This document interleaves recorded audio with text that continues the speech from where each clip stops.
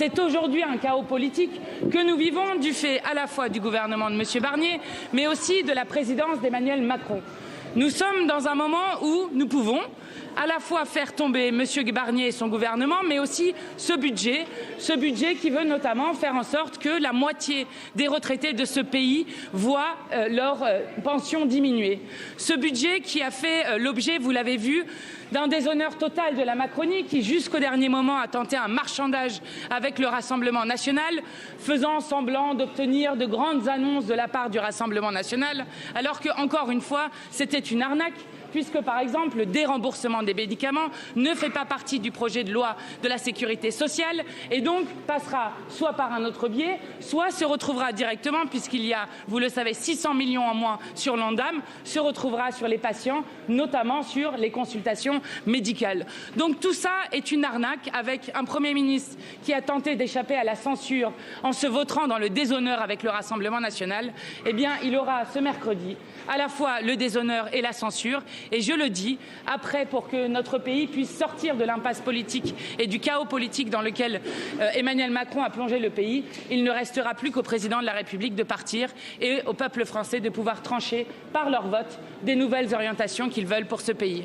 Je le redis avec force, il n'est pas possible que dans une démocratie, ce soit les perdants des élections qui gouvernent, et c'est ce que nous allons démontrer en déposant à l'instant une motion de censure avec le nouveau Front populaire.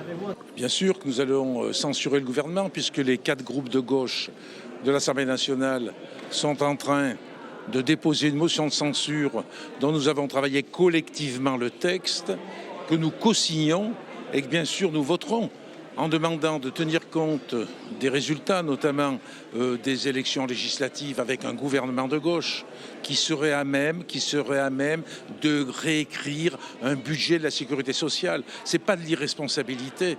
Ça peut se faire d'ailleurs dans une large discussion au sein de l'hémicycle. Il est possible d'écrire un budget de la sécurité sociale différent. On le voit avec la réalité qui est celle vécue sur les territoires, notamment avec nos hôpitaux. Et il faut faire un constat, c'est que le texte qui vient de la CMP, qui a été certes conclusif comme on dit, est un texte encore plus régressif, plus dangereux que celui qui avait été présenté par le gouvernement de Michel Barnier. En plus, nous sommes extrêmement choqués.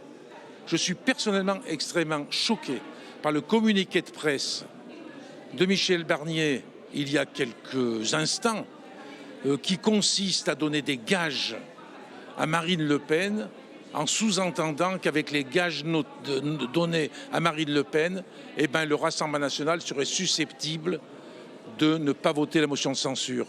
Là, c'est irresponsable. Je le dis avec beaucoup de gravité. Mais vous avez entendu aussi le Premier ministre, la semaine dernière, il parlait qu'en cas de motion de censure adoptée, on pourrait avoir une tempête. On a aussi entendu les mots crise économique et financière. Est-ce que vous trouvez ça vraiment responsable, du coup, dans la situation budgétaire de la France, de censurer le gouvernement? D'abord, il y a une dramatisation qui est faite notamment sur le PLFSS.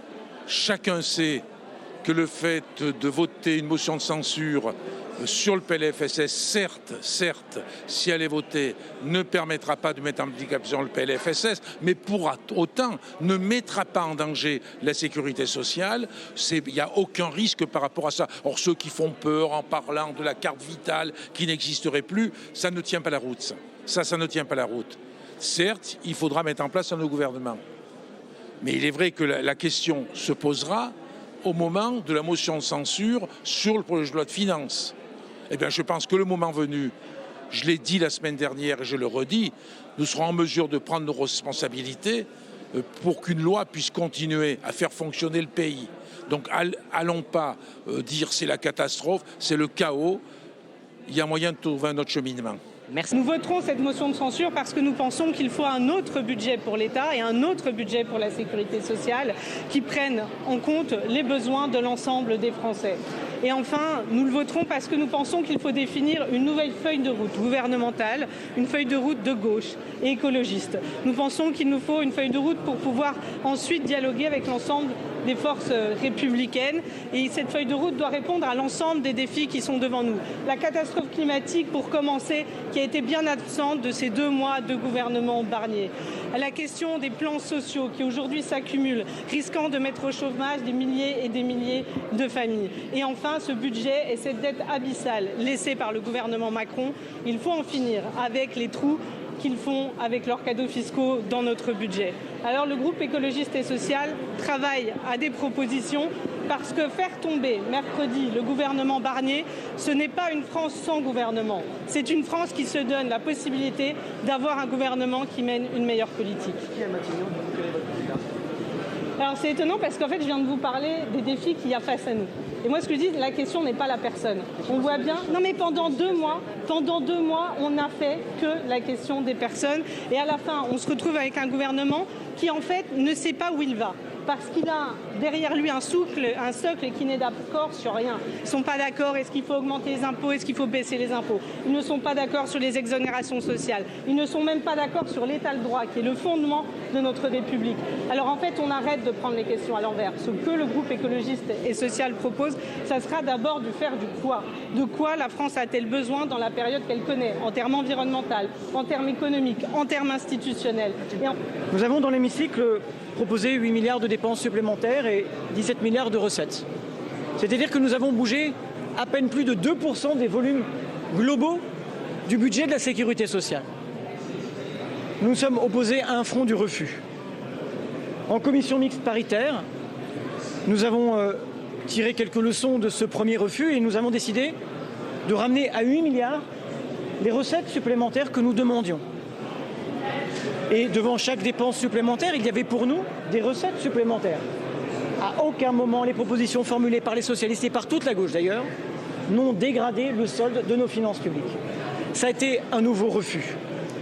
Nous avons à 2 reprises écrit au Premier ministre et ce week-end encore avec Olivier Faure et Patrick Kanner, nous avons rappelé ce qu'étaient nos propositions et nous avons déploré qu'il soit plus convenable manifestement de dialoguer avec Marine Le Pen et le Rassemblement national que d'adresser ne serait-ce que la parole à la gauche et en particulier au Parti socialiste.